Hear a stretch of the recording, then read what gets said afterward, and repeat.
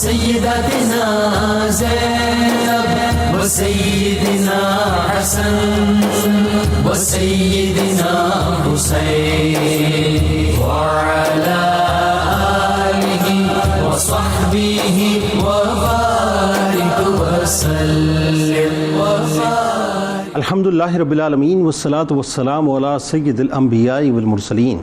اللہم صلی علی سیدنا و مولانا محمد وعلی آلہ واصحابہ وبارک وسلم وصلی علیہ. دنیا کے تمام دیکھنے والوں کو، تمام چاہنے والوں کو، تمام پیار کرنے والوں کو، اور جہاں جہاں تک اس وقت میری آواز کو سنا اور مجھے دیکھا جا رہا ہے، جنید اقبال کی جانب سے انتہائی محبت کے ساتھ السلام علیکم. ایک بار پھر ناظرین، آپ کو پر نور صبح میں صبح نور کے ساتھ میں دل کی گہرائیوں سے خوش آمدید کہتا ہوں. اور آئیے بلا توقف چلتے ہیں حضرت ابو انیس محمد برکت علی علیہ رحمہ کی تالیف اسماء النبی کریم صلی اللہ علیہ وآلہ وسلم سے رسول اللہ صلی اللہ علیہ وآلہ وسلم کا ایک اسم مبارک پڑھنے اور سننے کی سعادت حاصل کرتے ہیں. سیدنا حبیب اللہ صلی اللہ علیہ وآلہ وسلم، ہمارے سردار اللہ کے حبیب، درود و سلام بھیجے اللہ آپ صلی اللہ علیہ وآلہ وسلم پر، آپ صلی اللہ علیہ وآلہ وسلم کے آل پاک پر اور صحابہ کرام رضوان اللہ تعالیٰ علیہم اجمعین پر. حضرت ابو ہریرہ رضی اللہ تعالیٰ عنہ سے مروی ہے کہ حضور نبی کریم صلی اللہ علیہ وسلم نے فرمایا کہ اللہ تعالیٰ نے حضرت ابراہیم علیہ السلام کو اپنا خلیل بنایا اور حضرت موسیٰ علیہ السلام کو اپنے ساتھ کلام و سرگوشی کرنے والا بنایا، اور مجھے اپنا حبیب. اور پھر اللہ تعالیٰ نے فرمایا کہ قسم ہے مجھے اپنی عزت و جلال کی، میں ضرور اپنے حبیب کو اپنے خلیل و کلیم پر ترجیح اور فوقیت دوں گا. ناظرین کرام، ہمارے ساتھ رہیے، کیونکہ آج انتہائی ممتاز بارگاہ میں جد الانبیاء حضرت ابراہیم علیہ السلام کی بارگاہ میں مل کے انشاءاللہ ہدیہ عقیدت پیش کریں گے. شرک کی تمام صورتوں کو مٹانے والے، تنہا باطل کے مقابل میدان میں استقامت کے ساتھ کھڑے ہونے والے، اپنے ہی خاندان کی مخالفت برداشت کرنے والے، حق کی راہ میں طرح طرح کی آزمائشوں، مشکلات اور مصائب کا سامنا کرنے والے، ملت حنیف اور دین حنیف کے داعی اور حامل قرار دیے جانے والے، نمرود کے غرور کو خاک میں ملانے والے، اللہ پر توکل اور اللہ ہی سے مانگنے والے، اللہ کے گھر خانہ کعبہ کی بنیاد رکھنے والے، مجدد انبیاء، ابو الانبیاء، جد الانبیاء، اول العزم رسول، امام الناس اور حنیف کہہ کر پکارے جانے والے حضرت ابراہیم علیہ السلام کو تمام انبیاء اور مرسلین میں ناظرین ایک خاص مقام اور مرتبہ حاصل ہے کہ آپ علیہ السلام خلت نبوت سے بھی نوازے گئے اور خلت پروردگار سے بھی نوازے گئے. اللہ تبارک و تعالیٰ کی مرضی اور منشا کے آگے سر تسلیم خم کر دینا، میری پسند، میری خواہش اور میری چاہت کی بجائے میرے رب کی پسند، میرے رب کی خواہش، میرے رب کی چاہت کیا ہے اسے ڈھونڈنا اور اسی پر بخوشی عمل کرنا، اور بڑی سے بڑی آزمائش میں اپنے رب کی رضا پر راضی رہنا آپ علیہ السلام کے توکل اور تسلیم و رضا کی ناظرین اعلیٰ ترین منازل ہیں کہ حکم خداوندی پر اپنی بیوی حضرت ہاجرہ سلام اللہ علیہا اور اپنی چھوٹی سی عمر کے بیٹے حضرت اسماعیل علیہ السلام کو بیابان میں چھوڑ دینا، حکم خداوندی پر اپنے بیٹے حضرت اسماعیل علیہ السلام کو ذبح کرنے کے لیے تیار ہو جانا، اسی تسلیم و رضا کے مرتبے کا اظہار تھا. اور کمال یہ ناظرین، کمال یہ ہے کہ حضرت ابراہیم علیہ السلام کو ناظرین اللہ تبارک و تعالیٰ کو راضی کرنے کے لیے وہ لگے رہتے تھے. یعنی اللہ تبارک و تعالیٰ کو راضی کرنے میں تنہا اور اکیلے نہیں تھے، بلکہ ان کی بیوی اور بیٹے بھی ان کے بازو بنے ہوئے تھے. شوہر، بیوی، بچے سب مل کر اللہ کی راہ میں قربانی دے رہے تھے. پورا خاندان ہم ذہن اور یکجا ہے. بیوی کو تنہا چھوڑ کر جا رہے ہیں، وہ صابرہ خاتون اللہ کے حکم کے آگے سر جھکائے ہوئے ہیں.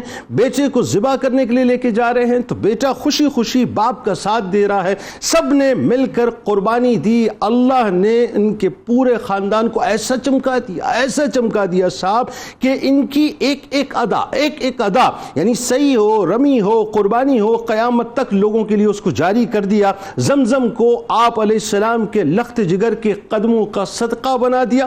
مقام ابراہیم کو اپنی نشانی بنا دیا. خانہ کعبہ کی معماری کو آپ علیہ السلام سے دلداری برائی کا شاہکار بنا دیا۔ ناظرین کرام، پھر کلمۃ الحق کی وہ گونج آپ علیہ السلام نے لوگوں کو یعنی اس طرح سے سنائی کہ معبودان باطلہ کی عبادت سے معبودان برحق کی عبادت کی طرف بلایا، بت شکن بن کر شرک شکن ہونے کا اعلان کیا۔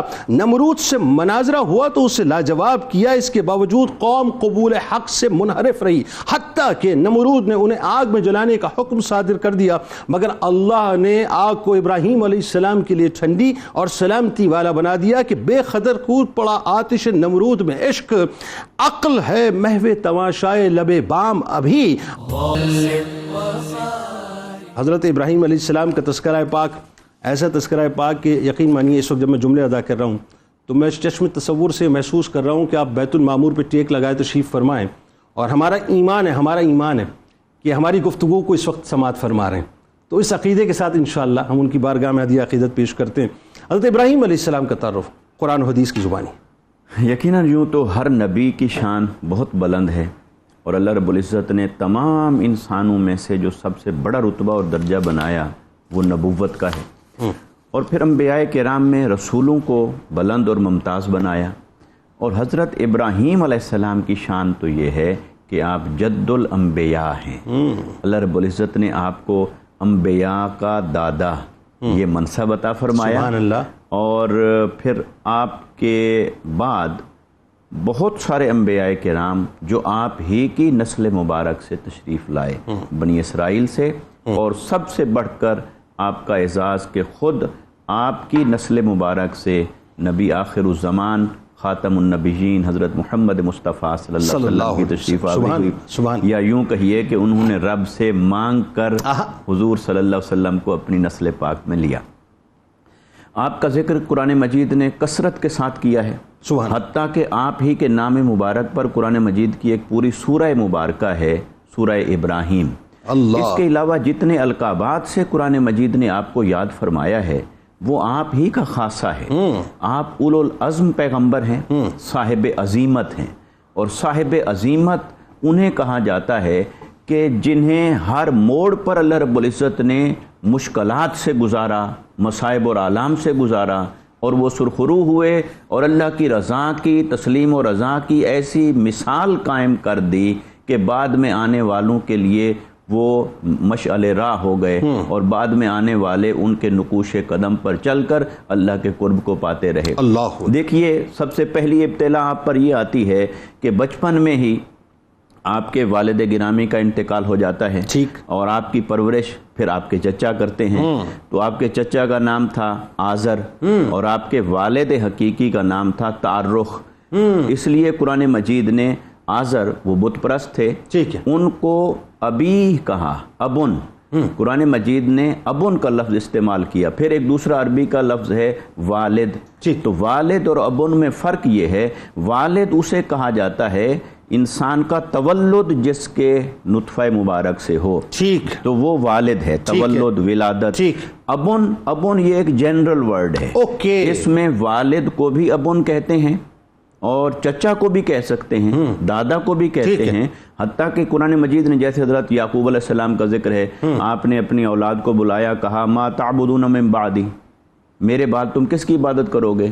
تو انہوں نے کہا نعبد الہک و الہ آبائک ابراہیم و اسماعیل و اسحاق، ہم آپ کے رب کی عبادت کریں گے اور آپ کے آبا کے رب کی عبادت کریں گے۔ دین حنیف پہ رہیں گے۔ آبا، اب آبا کو جمع کا استعمال فرمایا، تو ابن تو ایک ہی ہوتا ہے نا، بالکل ٹھیک ہے، تو آبا تو جمع نہیں ہو سکتا۔ یہ جمع تبھی ہوا ہے کہ اسماعیل علیہ السلام آپ کے چچا تھے، اور چچا کو قرآن آبا کے اندر، ابن کے اندر شامل کر۔ تو یہ پہلی ابتلا آئی کہ بچپن ہے اور والد کا سایہ اٹھ جاتا ہے۔ پھر جب آپ جوانی میں پہنچتے ہیں، شباب میں پہنچتے ہیں، تو آپ کی شادی مبارکہ ہوتی ہے تو اولاد نہیں ہوتی، پھر اولاد، یہ بھی ایک امتحان اور آزمائش ہے۔ پھر اولاد ہوتی ہے تو اللہ کا حکم آ جاتا ہے انہیں ویران وادی میں چھوڑ کر آئیں۔ پھر جب وہ چلنے پھرنے کی عمر کو پہنچتے ہیں، پھر اور امتحان کہ ان کی قربانی کریں، پھر اور امتحان کہ نمرود سے جا کے کلمہ حق کہیں، پھر آگ میں ڈالا جاتا ہے۔ اور آپ کو ایک سفر مبارک میں اپنی زوجہ کے حوالے سے بھی ایک بہت بڑی آزمائش سے اللہ رب العزت نے گزارا۔ الغرض یعنی وہ ایک بادشاہ وقت تھا جس نے کہ ایک ارادہ کیا مگر اللہ نے اس کے ارادے کو انجام تک پہنچایا. تو دیکھیں یہ کہ آپ کو اللہ رب العزت نے ہمیشہ بہت ساری آزمائشوں سے گزارا، اور اسی کو قرآن مجید نے بیان کیا سورہ آل عمران کی آیت نمبر 124 میں. فرمایا وَإِذِ ابْتَلَىٰ إِبْرَاهِيمَ رَبُّهُ بِكَلِمَاتٍ، اور ابراہیم علیہ السلام کو رب تعالیٰ نے کئی کلمات کے ساتھ آزمایا اور انہوں نے پورا کر دکھایا. اور جب پورا کر دکھایا تو اللہ نے فرمایا انی جاعلک للناس اماما، اے ابراہیم اب میں آپ کو تمام انسانوں کے لیے امام بناتا ہوں. اور آپ کو امام بھی بنایا، اور ایک مقام پر قرآن مجید نے آپ کو امت کہا، خود امت. اور اس کو مفسرین کرام نے کہا اس لیے امت کہا کہ آپ کے زمانہ مبارک میں جب ہر کوئی شرک پر تھا تو آپ تنہا جب توحید پر تھے تو ایک فرد واحد ہو کر امت ہوئے. اللہ. اور پھر امت اس معنی میں بھی ہے کہ یہ گرامر میں اس میں مفعول ہوتا ہے، تو جس کی اقتداء کی جائے وہ امت ہے. تو ابراہیم علیہ السلام کی اقتداء کی گئی، اور ایسی اقتداء کی گئی کہ آپ کی ملت کو ملت حنیفیہ کہا گیا، ملت حنیفہ کہا گیا، ملت ابراہیمی کہا گیا. اور آج بھی ہم سنت ابراہیمی کی پیروی میں ہیں، اور آقا علیہ الصلوۃ والسلام کی شریعت کی کئی تعلیمات جو ملت ابراہیمی اور سنت ابراہیمی پر قائم ہیں. تو آپ کو اللہ رب العزت نے کئی اعتبارات سے بہت نمایاں اور ممتاز شان عطا فرمائی. کیا خوبصورت تعارف ہے ماشاء اللہ. اب ذرا یہ بتائیے علامہ صاحب، حضرت ابراہیم علیہ السلام کا جو دعوت و تبلیغ کا انداز تھا وہ کیا تھا؟ کیونکہ ظاہر ہے اس زمانے کے اندر نمرود ایک بہت بڑی پاور تھا، اور معاذ اللہ مطلب وہ انا ربکم الاعلیٰ کا دعویٰ کیا کرتا تھا. آگے جا کے اس پہ ہم بات کرتے ہیں، لیکن بڑا مشکل تھا اپنے علاقے میں لوگوں کو کنونس کرنا. تو ایک تو دعوت تبلیغ کا انداز کیا تھا، دوسرا یہ بتائیے کہ اپنی قوم کو دعوت دیتے وقت وہ جو بت پرستی میں مبتلا تھے، آپ نے بت شکنی کا تصور پہلی مرتبہ دیا، اور شرک شکنی کا تو ظاہر حضرت نوح علیہ السلام سے وہ سلسلہ وہ چلتا چلا آ رہا تھا. ذرا اس بارے میں بتائیے. بسم اللہ الرحمن الرحیم. ابو الانبیاء جد الانبیاء جناب سیدنا ابراہیم خلیل اللہ علیہ نبینا علیہ الصلوۃ والسلام کی جب ہم تبلیغ کو دیکھتے ہیں تو بلا شبہ اور بلا مبالغہ آپ نے تبلیغ کے وہ خوبصورت عناصر انسانیت کو عطا فرمائے ہیں کہ عقل دنگ رہ جاتی ہے کہ اللہ رب العزت اپنے برگزیدہ بندوں کو فہم و فراست کی کیا معراج عطا فرماتا ہے. اب آپ یہ دیکھیے کہ آپ جن لوگوں سے ہم کلام ہیں وہ ایک وقت میں ایک ہی طرح کے تصورات اور نظریات والے نہیں. جہاں وہاں بت پرست موجود ہیں وہیں ستاروں کی پرستش اور پوجا کرنے والے لوگ بھی موجود ہیں. تو حضرت ابراہیم خلیل اللہ علیہ نبینا علیہ الصلوۃ والسلام ہر ایک کے ساتھ اسی اعتبار سے گفتگو فرمائے. بات جو بھی کی ہے دلیل کے ساتھ کی، ٹھیک ہے، اور وہ دلیل اتنی سادہ اور عام فہم ہے کہ بالکل عامی شخص کو بھی وہ بات سمجھ میں آ جائے، اور اس بات کو سمجھنے کے بعد وہ سوچنے پر مجبور ہو جائے. سبحان اللہ. اور یہی تبلیغ کا خوبصورت انداز ہوتا ہے کہ آپ کسی کے دل میں بات اتار دیں اور سوالیہ نشان لگا دیں اور اسے سوچ اور فکر کی ڈگر پر ڈال دیں. اللہ رب العزت اسے ہدایت کا نور عطا فرما ہی دیتا ہے. اب آپ یہ دیکھیے کہ جب ہم بات کریں حضرت ابراہیم خلیل اللہ کی تبلیغ کے حوالے سے آپ کی جو واضح و نصیحت ہے، اور اس تمام پر جب ہم بات کرتے ہیں تو وہ قوم کی حالت یہ ہے کہ اپنے عقائد میں وہ اتنے پختہ اور اتنے راسخ ہیں کہ آپ جب ان کے سامنے دلائل رکھتی ہیں، حقیقی رب کی بات کرتے ہیں، تو آگے سے وہ کہتے ہیں قالوا اجئتنا بالحق ام انت من اللاعبین، کہ کیا آپ ہمارے پاس کوئی حق لے کر آئے ہیں یا آپ ہم سے کوئی لہو و لعب کر رہے ہیں، ہنسی مذاق کر رہے ہیں. یعنی ایسا بھی ہو سکتا ہے کہ بت کی عبادت کرنا گمراہی ہو. یعنی ان کے ذہن میں بھی یہ تصور آنا بڑا مشکل، یعنی اس حد تک وہ بت پرستی میں مبتلا ہے. لیکن حضرت ابراہیم انہی سے ہم کلام ہیں، اور انہی لوگوں سے کہ جو ستاروں کی پرستش کر رہے ہیں، اور ستاروں کی پرستش اور ان کی عبادت کرنے والوں کو جناب ابراہیم نے جس انداز میں جواب دیا، قرآن نے وہ بڑا خوبصورت انداز ذکر کیا ہے. اب یہاں دیکھیے کہ حضرت ابراہیم خلیل اللہ علیہ نبینا علیہ الصلوۃ والسلام قرآن کہتا ہے فلما جن علیہ اللیل رأى کوكبا، کہا کہ پھر جب ان پر رات کا اندھیرا چھا گیا، قال ھذا ربی، آپ نے فرمایا کہ کیا یہ میرا رب ہے. فلما افل قال لا احب الافلین، کہ جب وہ ستارہ ڈوب گیا تو فرمایا کہ میں ڈوبنے والوں کو پسند نہیں کرتا. یعنی رب بھی کیا ڈوب سکتا ہے. یعنی ایک رد یہاں ہو گیا. ٹھیک. پھر اس کے بعد اس سے بڑا جو مظہر تھا وہ چاند ہے. فلما رأى القمر بازغا قال ھذا ربی، پھر جب چاند چمکتا دیکھا تو فرمایا کیا اسے میرا رب کہتے ہو. قال فلما افل قال لئن لم يهدني ربي لاكونن من القوم الضالين. جب وہ ڈوب گیا تو فرمایا کہ اگر مجھے رب نے ہدایت نہ دے دی ہوتی تو میں بھی تمہاری طرح اس کی عبادت کر کے گمراہ ہوتا. یہ کیسے ہے کہ رب بھی ڈوب جائے؟ اللہ. اب پھر اس سے بڑا مظہر ہے سورج. فرمایا فلما رأى الشمس بازغة قال هذا ربي هذا اکبر. وہی کلمات ہیں. فرمایا کہ جب سورج کو چمکتا دیکھا تو فرمایا کہ اسے میرا رب کہتے ہو؟ یہ تو ان سب سے بڑا ہے. فلما افلت قال یا قوم انی بریء مما تشرکون. جب وہ ڈوب گیا تو کہا میری قوم میں ان چیزوں سے بیزار ہوں جنہیں تم اللہ کا شریک ٹھہراتے ہو. یہاں یہ جو ھذا اکبر کا لفظ ہے اس نے یہ پیچھے سارے دلائل کو قوی کر دیا. کہا کہ یہ جس کو تم رب کا شریک بنا رہے جو سب سے بڑا ہے وہ خود ڈوب جاتا ہے تو چاند تو ویسے ہی عبادت کے لائق نہ ہوا, ستارہ ویسے ہی عبادت کے لائق نہ ہوا. اب یہ ساری چیزیں ذکر کرنے کے بعد اب اپنا عقیدہ اور نظریہ ذکر فرما رہے ہیں. انی وجہت وجہی للذی فطر السماوات والارض حنیفا وما انا من المشرکین. کہ آپ فرما رہے ہیں کہ میں نے ہر باطل سے جدا ہو کر کٹ کر, حنیف کا معنی ہوتا ہے الگ ہو جانا, جدا ہو جانا, ہر باطل سے جدا ہو کر میں نے اپنا رخ صرف اس رب کی جانب کر لیا ہے کہ جو اللہ ہے اور وہ ایسا رب ہے کہ جو زمین و آسمان کے پیدا کرنے والا ہے اور میں شرک کرنے والوں میں سے نہیں. اچھا علامہ صاحب اس میں ایک پہلو اور پیدا ہو گیا. دو باتیں اس میں بڑی اہم. ایک تو تبلیغ کا بڑا لطیف انداز. جی بالکل. کہ ظاہر ہے جو آپ نے شرک کی جو نفی کی اور کتنی خوبصورتی سے کی ہے کہ طاقت اسی کی ہے, قوت اسی کی ہے, رب وہی ہے.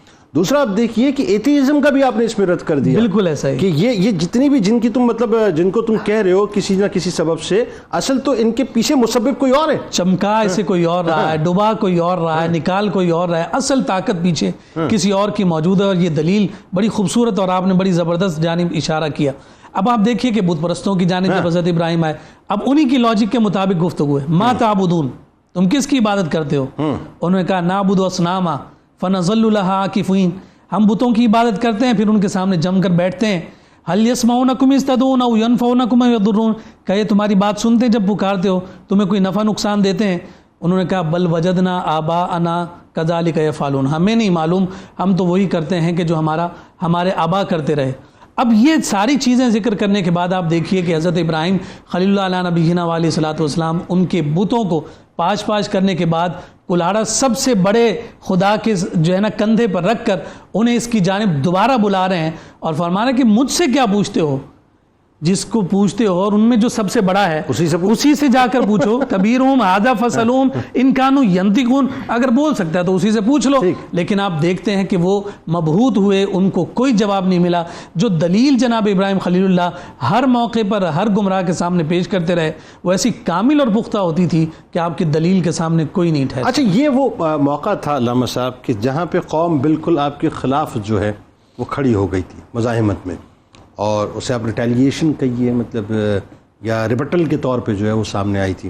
اچھا اس کا ریبٹل اتنا خطرناک تھا کہ نمرود نے جو خدائیت کا دعویٰ کیا تھا پوری قوم ایک جگہ مجتمع ہو گئی. پھر ظاہر ہے آپ کو دربار میں بلایا گیا, آپ کی تشریف آوری ہوئی, ایک مکالمہ ہوا اور اس کے بعد یہ طے ہو گیا کہ آپ کو آگ میں پھینکنا ہے معاذ اللہ. اور وہی بات ہے اللہ تبارک و تعالیٰ نے اپنے خلیل کے ساتھ کیا معاملہ کیا اور پھر نمرود کو کس انداز سے رسوا کیا, وہ جو منظر نامہ ہے بیان کیجیے. اعوذ باللہ من الشیطان الرجیم, بسم اللہ الرحمن الرحیم. سب سے پہلے جنید بھائی آپ کا بہت شکریہ. حضرت ابراہیم علیہ السلام کو اللہ تبارک و تعالیٰ نے اپنے جلیل القدر انبیاء میں شامل فرمایا ہے. ابو الانبیاء, جد الانبیاء, امام امت, خلیل, اور آپ کے جو کھڑے رہنے کی جگہ ہے انہیں مصلی ارشاد فرمایا. اور آپ ہی کی دعا سے ہمیں جو ہے وہ کائنات کی سب سے بڑی ہستی, سب سے بڑی نعمت, وجہ تخلیق کائنات عطا ہوئے. اعلیٰ حضرت امام اہل سنت نے اس حوالے سے ایک خوبصورت شعر لکھا ہے کہ سرور کہوں کہ مالک و مولا کہوں تجھے, باغ خلیل کا گل زیبا کہوں تجھے.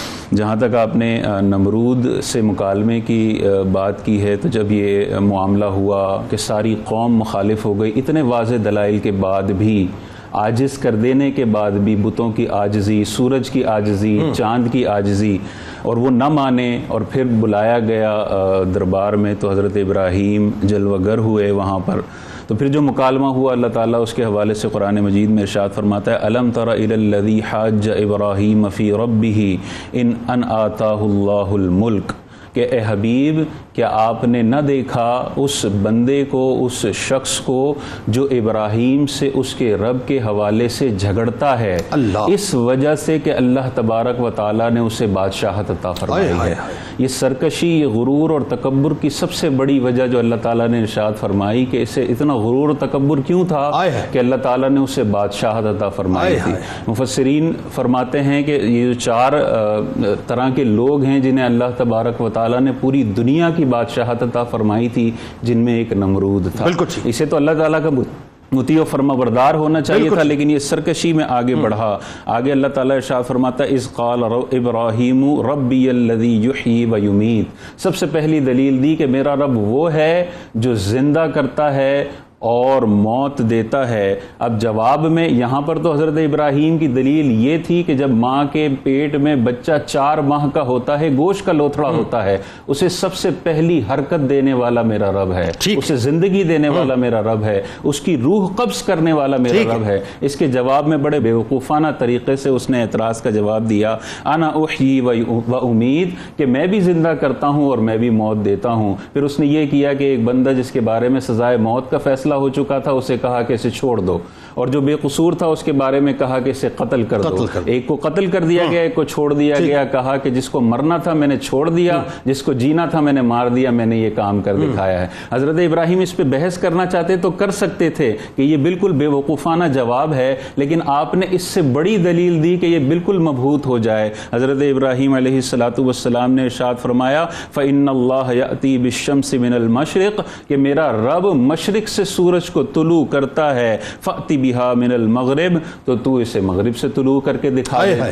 اب یہ اتنی بڑی دلیل تھی کہ اس کے بعد کوئی جواب نہیں تھا۔ اللہ تعالیٰ ارشاد فرماتا ہے فبہت الذی کفر، تو جس نے کفر، تو یہ جو کفر کرنے والا تھا یہ بالکل مبہوت ہو گیا، ہکا بکا ہو گیا کہ اس کے بعد اس کے پاس کوئی جواب نہیں تھا۔ واللہ لا یہدی القوم الظالمین، اور اللہ تبارک و تعالیٰ ظالمین کو ہدایت نہیں دیتا۔ اچھا اب ذرا تیزی کے ساتھ، ذرا چونکہ وقت سمٹا ہوا ہے، کہ آگ میں پھینکے جانے کا واقعہ منجنیق کے ذریعے سے اور نمرود کا ختم ہونا، یہ دونوں واقعات ذرا بتائیے۔ جی تو پھر وہی جو ہے مکالمہ کے بعد پھر بتوں کا توڑا جانا، اور اس کے بعد آگ کا واقعہ ہے کہ آگ کو بھڑکایا گیا۔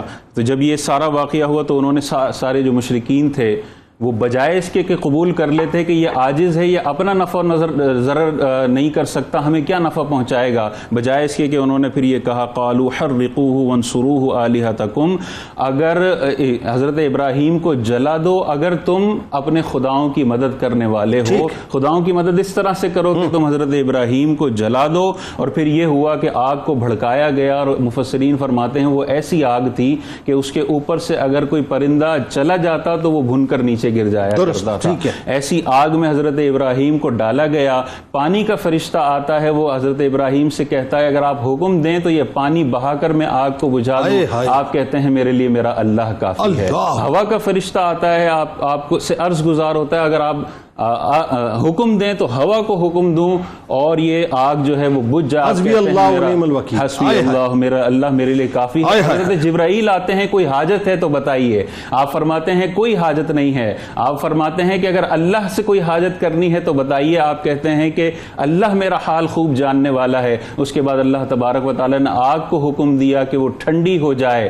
آپ مفسرین فرماتے ہیں آپ 7 دن تک اس آگ میں ٹہلتے رہے، آپ کو ایک آنچ بھی جو ہے وہ تکلیف محسوس نہیں ہوئی۔ یہ زبردست اللہ تبارک و تعالیٰ نے آپ کے توکل کے جواب میں بہترین نتیجہ عطا فرمایا۔ جو نمرود کا خاتمہ ہے، اللہ تبارک و تعالیٰ نے ان پر ایسا عجب و خود پسندی اور تکبر تھا، اور اس کا خاتمہ مچھر سے ہوا ہے۔ مچھروں کا عذاب اللہ تبارک و تعالیٰ نے اس قوم پر نازل فرمایا، اور وہ ایسے مچھر تھے کہ جب کاٹتے تھے تو گوشت ایسا نچ جاتا تھا کہ اندر سے ہڈی نظر آتی تھی۔ ایک مچھر اس کی ناک کے اندر جاتا ہے، اس کے مغز کو کھاتا ہے، اور وہ لوگوں کو کہتا ہے کہ مجھے سر پر مارو، جب مارتے ہو تو مجھے سکون ملتا ہے۔ وہ مچھر تکلیف دینا چھوڑ دیتا ہے، اسی بلبلاہٹ کے انداز میں اس کی دردناک۔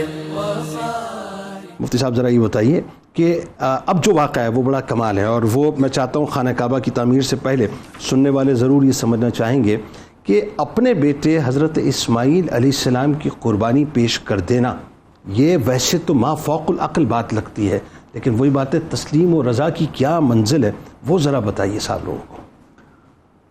یقیناً یہ عشق الہی کا نقطہ کمال ہے، اور اللہ کی محبت میں فنا ہونا، اللہ کے عشق میں فنا ہو جانا، اس کی ایسی مثال جو حضرت ابراہیم علیہ السلام کی زندگی سے یہ ہمیں ملتی ہے، کسی اور کی زندگی سے نہیں ملتی۔ درست۔ اس لیے اللہ رب العزت نے ان کے بارے میں فرمایا وَتَرَكْنَا عَلَيْهِ فِي الْآخِرِينَ، ہم نے انہیں ان کے بعد آنے والوں میں ان کی اس سنت کو جاری و ساری فرما دیا ہے کہ آقا علیہ الصلوۃ والسلام نے اس قربانی کا یہی فلسفہ بیان فرمایا جب صحابہ کرام نے پوچھا ما ہی الاضاحی یا رسول اللہ صلی اللہ علیہ وسلم، یہ قربانیاں کیا ہیں جو ہم کرتے ہیں، کیوں ہیں؟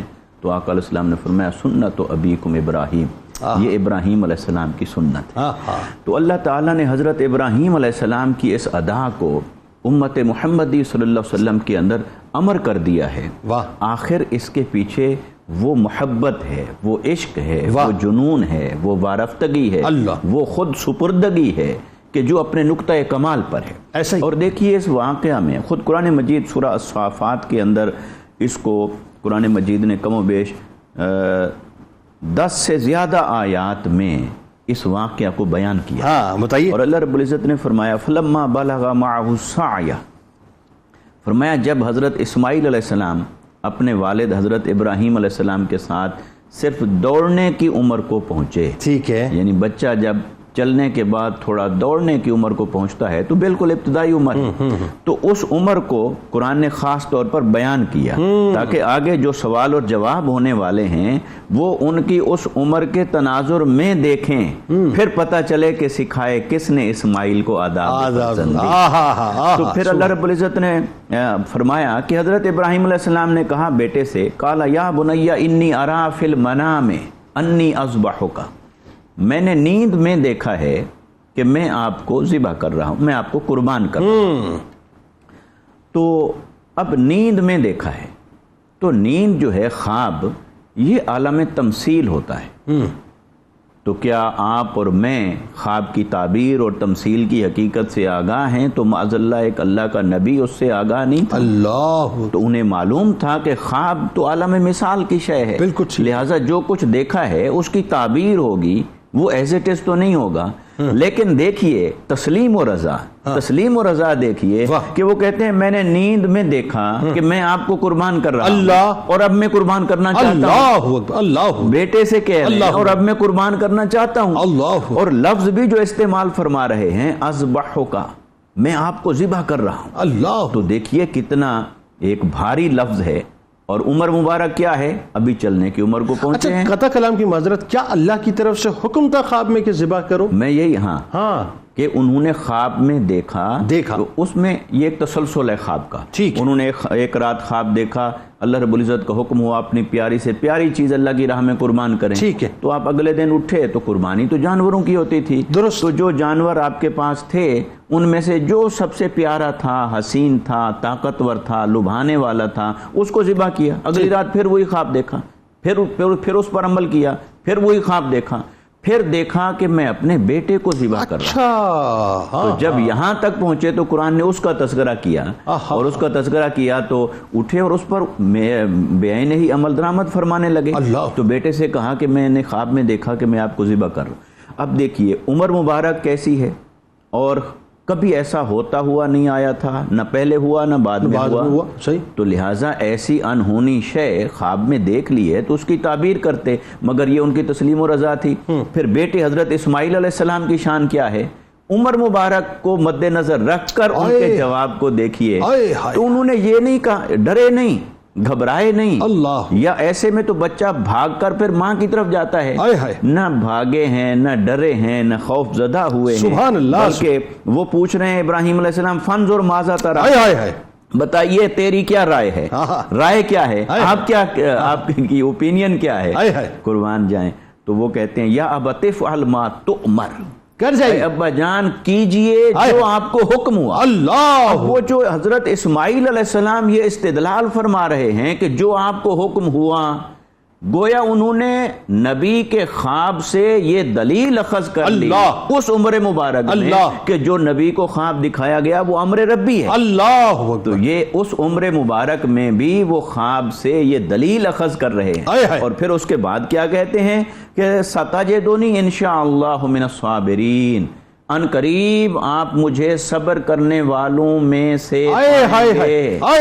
یعنی باپ کے مان اور بیٹے کی تسلیم و رضا کی اس سے بڑی مثال ملی بڑی مثال نہیں. یہ نہیں فرمایا کہ میں صبر کروں گا. یہاں صوفیاء نے بڑا خاص نقطہ بیان کیا کہ صبر کرنا یہ ایک عمل ہے اور فعل ہے، اور فعل کی نسبت اپنی طرف کی جائے تو فعل کے کرنے کے لیے طاقت اور استطاعت چاہیے ہوتی ہے.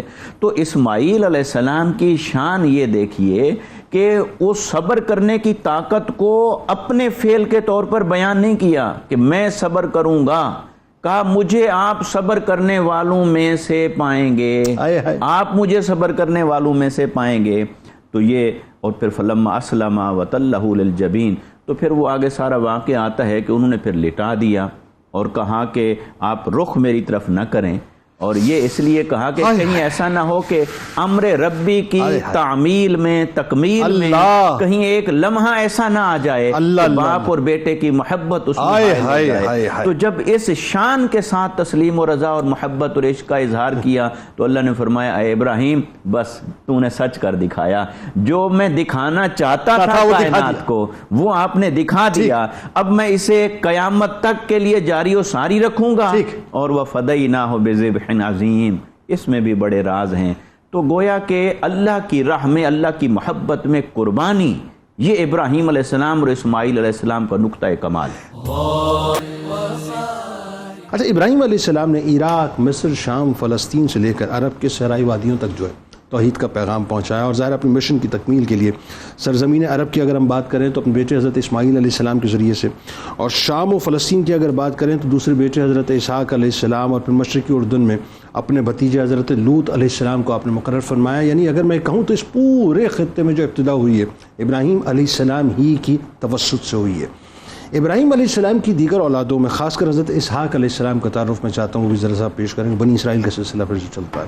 نیز نبی کریم صلی اللہ علیہ وآلہ وسلم کی تشریف آوری کے لیے جو حضرت ابراہیم علیہ السلام کی دعائیں ہیں، پھر شہر مکہ کے لیے جو دعائیں آپ نے حرم پاک اس کو بنایا، بتائیے ذرا. بسم اللہ الرحمن الرحیم. آپ کی اولاد پاک میں حضرت اسماعیل علیہ السلام اور حضرت اسحاق علیہ السلام یہ دو وہ پھول ہیں کہ اللہ تبارک و تعالیٰ نے انہی کی نسل پاک سے تمام آنے والے انبیاء کو پیدا فرمایا. اور حضرت اسحاق علیہ السلام جتنے بھی انبیاء علیہم السلام آئے ہیں حضور نبی کریم علیہ السلام کے علاوہ وہ حضرت اسحاق علیہ السلام کی اولاد پاک میں سے ہیں. اور اللہ تبارک و تعالیٰ نے آپ کی ولادت کی بشارت قرآن مجید میں ارشاد فرمائی. اللہ تعالیٰ ارشاد فرماتا ہے وَامْرَأَتُهُ قَائِمَةٌ فَضَحِكَتْ فَبَشَّرْنَاهَا بِإِسْحَاقَ. اور آپ کی والدہ حضرت سارہ رضی اللہ تعالی عنہا وہاں کھڑی تھیں جب فرشتے آئے، اور یہ وہ فرشتے تھے جو قوم لوط پر ان کی حرکتوں کی وجہ سے عذاب نازل کرنے کے لیے آئے ہوئے تھے. اور اس سے پہلے وہ حضرت ابراہیم کی بارگاہ میں آئے، وہاں پر حضرت سارہ موجود تھیں اور وہ مسکرائیں. کیوں مسکرائیں؟ آگے اللہ تعالیٰ ارشاد فرماتا ہے فَبَشَّرْنَاهَا بِإِسْحَاقَ. تو ان فرشتوں نے حضرت سارہ رضی اللہ تعالی عنہا کو اسحاق کی خوشخبری عطا فرمائی. وہ مسکرا اس لیے رہی تھی کہ ان کی عمر مبارک اس وقت 90 سال تھی. تو یہ تعجب والی ایک ہنسی تھی کہ 90 سال میں اللہ تبارک و تعالیٰ کیسے مجھے اولاد عطا فرمائے. اور 100 برس عمر میرا خیال ہے ابراہیم علیہ السلام تھی. آگے اللہ تعالیٰ نے ارشاد فرمایا وَمِن وَرَاءِ إِسْحَاقَ یعقوب. اور اسحاق کے پیچھے یعقوب کی خوشخبری عطا فرمائی. تو یہ بھی ان کے لیے خوشخبری تھی کہ آپ کی حیات ہی میں آپ اپنے پوتے یعقوب کو بھی دیکھ سکیں گے. یہ دو خوشخبریاں اللہ تعالیٰ نے ارشاد فرمائی. ایک اور مقام پر اللہ تعالیٰ نے حضرت اسحاق کے حوالے سے ارشاد فرمایا وَبَشَّرْنَاهُ بِإِسْحَاقَ نَبِيًّا مِّنَ الصَّالِحِينَ. اور ہم نے آپ کو اسحاق کی خوشخبری دی جو نبی ہیں صالحین میں سے، اللہ کے مقرب اور سب سے زیادہ خاص جنہیں قرب خاص حاصل ہے ان میں میں سے ایک نبی ہیں، وبارکنا علیہ وعلی اسحاق، اور ہم نے آپ پر برکت نازل فرمائی اے ابراہیم، اور آپ کے بیٹے اسحاق پر برکت نازل فرمائی ہے۔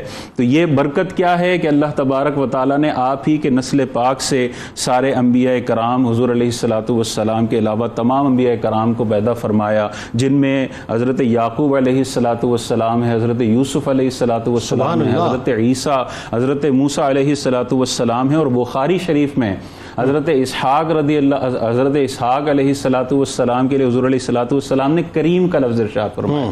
بخاری میں حضور ارشاد فرماتے ہیں کریم ابن کریم ابن کریم ابن کریم، اور پھر اس کی تفسیر میں آپ خود ہی ارشاد فرماتے ہیں یوسف بن یعقوب بن اسحاق بن ابراہیم علیہم السلام، ان سب پر اللہ تبارک و تعالی کی سلامتی اور برکتیں نازل۔ پھر آپ دیکھیں نا، داؤد علیہ السلام بھی، سلیمان علیہ السلام بھی، موسیٰ علیہ السلام، یعنی یہ ایک تسلسل ہے جو بنی اسرائیل کے انبیاء کرام علیہ السلام کا یہاں پر نظر آتا ہے۔ اب جو دعاؤں کی بات ہے ذرا وہ بتائیے، وہ بڑی ایک عشق اور محبت کی باتیں ہیں، سرکار مدینہ صلی اللہ علیہ وآلہ وسلم کی تشریف آوری اور ان کے لیے دعائیں۔ جی بالکل، سرکار علیہ الصلاۃ والسلام جب خانہ کعبہ، جسے علامہ صاحب نے بھی ذکر کیا کہ اتنی عظیم مقدس عمارت جو قیامت تک کے لیے لوگوں کے طواف اور حج و عمرے کا باعث ہے، جہاں پر جا کر ہم اپنی جو ہے وہ کعبۃ اللہ کی زیارت کرتے ہیں، اتنی عظیم عمارت کی دوبارہ تعمیر نو فرمائی، اور جب یہ عظیم کام مکمل فرمایا تو اللہ تبارک و تعالیٰ کی بارگاہ میں حضور علیہ الصلاۃ والسلام کی بعثت کے حوالے سے حضرت ابراہیم دعا گو ہو گئے، اور اللہ تبارک و تعالیٰ نے یہ دعا قرآن مجید میں ارشاد فرمائی۔ اللہ تعالیٰ ارشاد فرماتا ہے ربنا وبعث فیہم رسولا منہم، کہ اے ہمارے رب، انہی میں سے ایک رسول کو مبعوث فرما، یتلو علیہم آیاتک ویعلمہم الکتاب والحکمہ، جو انہیں کتاب سکھائیں، ان پر آیات کی تلاوت کریں اور انہیں کتاب اور حکمت سکھائیں، وَيُزَكِّيهِمْ إِنَّكَ أَنْتَ الْعَزِيزُ، اور ان کا تزکیہ نفس کریں، انہیں پاکیزہ کریں، بے شک تو عزیز ہے اور حکمت والا ہے۔ اور اس دعائے پاک میں دیکھیں اللہ تبارک و تعالیٰ نے حضرت ابراہیم علیہ الصلاۃ والسلام کی دعائے پاک کی قبولیت کے نتیجے میں ہم سب کو کائنات کی سب سے عظیم نعمت عطا فرمائی۔ یہ ہمارے اوپر حضرت ابراہیم علیہ الصلاۃ والسلام کا کتنا بڑا کرم ہے اور کتنا بڑا احسان ہے۔ حضور علیہ الصلاۃ والسلام خود ارشاد فرماتے ہیں کہ میں دعائے ابراہیم ہوں اور حضرت عیسیٰ علیہ الصلاۃ والسلام کی بشارت ہوں۔ یہ اللہ تبارک و تعالیٰ نے حضرت ابراہیم علیہ الصلاۃ والسلام کو مقام اور مرتبہ عطا فرمایا۔ بہت شکریہ آپ تینوں احباب کا، آپ تشریف لائے۔ ناظرین کرام، آئیے چلتے ہیں کتاب الشفا کی جانب، اور اولاد نرینہ کے حصول کے لیے آپ کو وظیفہ بتلاتے ہیں کہ جو شخص اولاد نرینہ کا خواہش مند ہو، نماز تہجد کے بعد 111 مرتبہ سورۃ الصافات کی آیت نمبر 100 رب حبلی من الصالحین کے پڑھنے کا معمول بنا لیں، انشاءاللہ بہت جلد خوشخبری ملے گی۔ جد الانبیاء سیدنا ابراہیم علیہ السلام کا قول مبارک ہے کہ اگر محبت الہی کے دعوے میں اخلاص ہو تو اللہ تبارک و تعالیٰ اس اخلاص کی بدولت انسان کے تمام امور کو اپنی رحمت میں ڈھانپ کر پائے تکمیل تک پہنچا دیتا ہے۔